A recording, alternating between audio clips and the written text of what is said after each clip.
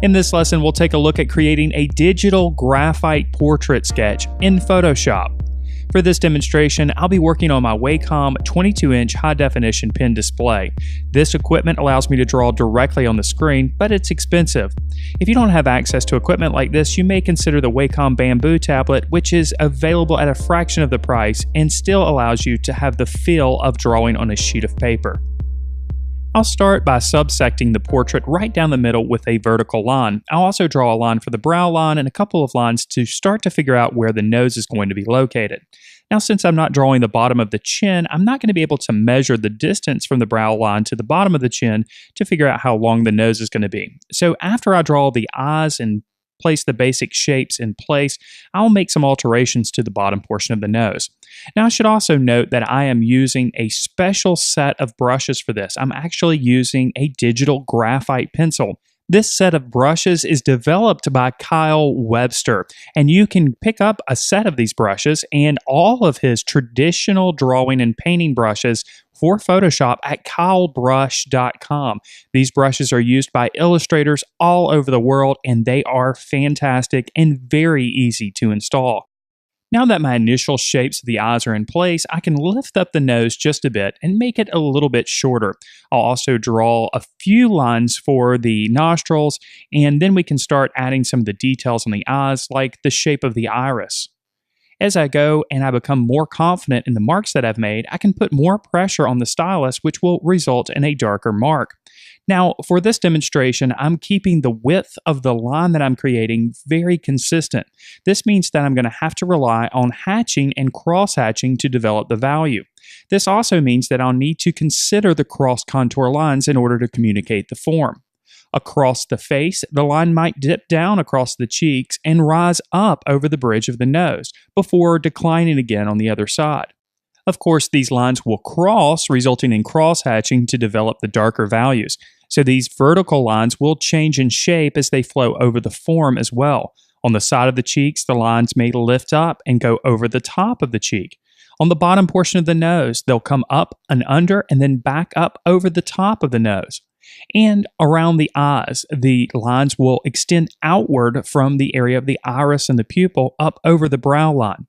Now, these lines are going to change direction many times, but every mark that you make, you should be considering the form of the subject that you're drawing. Now, of course, this isn't just true for portrait drawing. If you're using hatching and cross-hatching to develop the value in the drawing, you should always consider the form of the object and make your lines flow over this form. This not only develops the value, which is something that, of course, we want to happen, but it also helps to communicate the form of the object just with the lines that you make. Even though we're creating a digital graphite sketch, our thought process and the approach is very similar to that we would take if we were drawing with a traditional graphite pencil and a sheet of paper. We'll start by lightly developing the values, and as we become more confident with the marks that we have on the surface, we can progressively get darker with our applications. Now, clearly, we do have one advantage since we are creating a digital graphite sketch. We have the ability to go back in history if we make a mistake. In fact, if we make a series of mistakes, we can go back in our history panel and go back to the point before we made that mistake. In this particular image, the light source is originating from the left side of the face. This means that the right side of the face, especially the right side of the nose, is going to be darker than that on the left side. This is why I'm starting on this side developing the values. Eventually, I will make my way over to the left side as well. This doesn't mean that I need to completely forget about all the values on the left side while I'm working on the right side. This is why you'll see me go back and forth between the right side and the left side. We do want to ensure that there is a sense of balance in the piece, meaning that one side is not visually heavier than the other side. By going back and forth periodically, we can ensure that we have a bit more balance in the image. Here underneath the eyes, you can clearly see that the lines that are made are short lines, instead of being long, continuous lines that you might assume need to be made. It's okay to make a series of shorter lines, and you can change the direction as you make these lines to flow with the cross contours of the form of the subject. And just like we would if we were creating a traditional drawing, we'll layer our applications, progressively getting darker, as I mentioned before, and developing the detail as we go. We can clearly see this taking place in the development of the values of the iris and the pupil.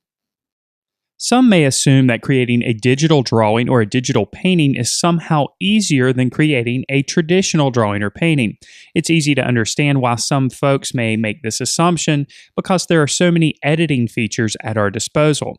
But I would argue that this approach is simply different. In fact, I would argue that the digital medium itself is its own unique medium.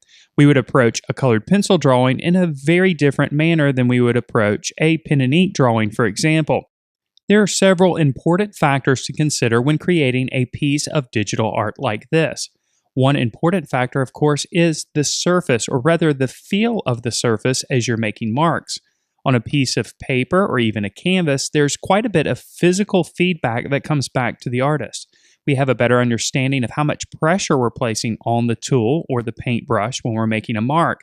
Although there are interchangeable tips that we can place on the stylus, giving us a different feel for each mark, it's still not quite the same, and the feedback that we receive is much different. The surface, of course, is clearly quite a bit smoother. Some folks will undoubtedly enjoy this smoother surface, while for others it may take some getting used to. Another factor to consider is the fact that traditional drawing and painting mediums change as we use them. For example, if we're creating a traditional graphite drawing, the pencil will dull as marks are made. A duller pencil sometimes leads to more aesthetically successful marks.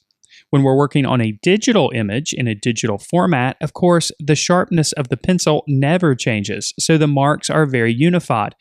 We're also somewhat limited in the range of mark making available to us. When we're using a traditional graphite pencil, of course, we can simply tilt the pencil at a different angle to create a completely different mark. With the digital drawing, there is some editing that has to take place to the brush before you produce a different mark. Although there is pressure sensitivity available, it's still not quite the same. One thing remains consistent, however, and that is the time commitment that it takes to create a quality drawing or painting.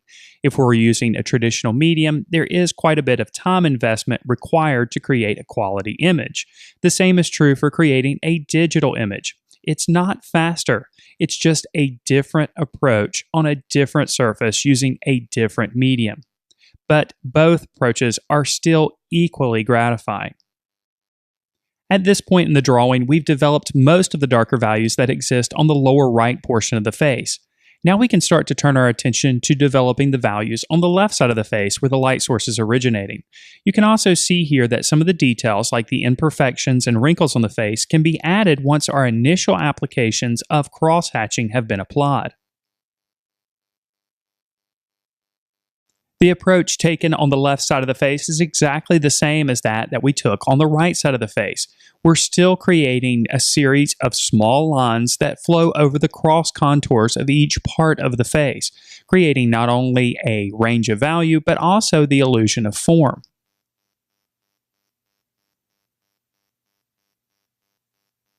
As we develop the value contrast on the left side of the face, it becomes evident that we need to develop a bit more of the darker values on the right side. So as these values are developed on the left side, we'll periodically revisit the right side of the face, making some of the values a bit darker. We'll continue to patiently cross-hatch the marks, progressively developing a full range of value, meaning we have the darkest darks and the lightest lights. After all, value is incredibly important to creating the illusion of form. Our cross-contour lines that we're creating, of course, do some of the work for us, but it's ultimately the relationship between the dark values, the light values, and the middle values in between that create that illusion of depth and form. Typically, when we're dealing with a portrait, the areas that recede on the face are going to generally be darker in value, and the areas that protrude or stick out will generally be lighter in value. The areas that recede most of the time are the areas around the eyes and underneath the nose, and of course on either side of the nose as well. In most circumstances, the areas that protrude are the forehead, the bridge of the nose, and the cheeks. We'll develop the wrinkles on the forehead in the same manner by using hatching and cross-hatching. Our first instinct may be to simply draw a darker line to indicate a wrinkle, but in most circumstances, wrinkles are defined actually by an area of lighter value right next to an area of slightly darker value. You can see how I'm preserving an area of lighter value and then darkening the areas around it to create the illusion of the wrinkles. The contrast in value in these locations often isn't quite as strong as we might assume either. In fact, the contrast in value is oftentimes quite subtle. Lastly, we'll add a few bits of skin imperfections to add to the realism, and now our digital graphite portrait sketch is complete. If you enjoyed this video, then subscribe to the channel. And if you're ready to learn even more about drawing and painting, then why not check out our comprehensive membership program, which includes video courses, weekly live lessons, ebooks, lesson plans, and much, much more. To learn more about our comprehensive program, just click on the button in the center of your screen or click on the card in the upper right-hand corner. Thank you so much for watching.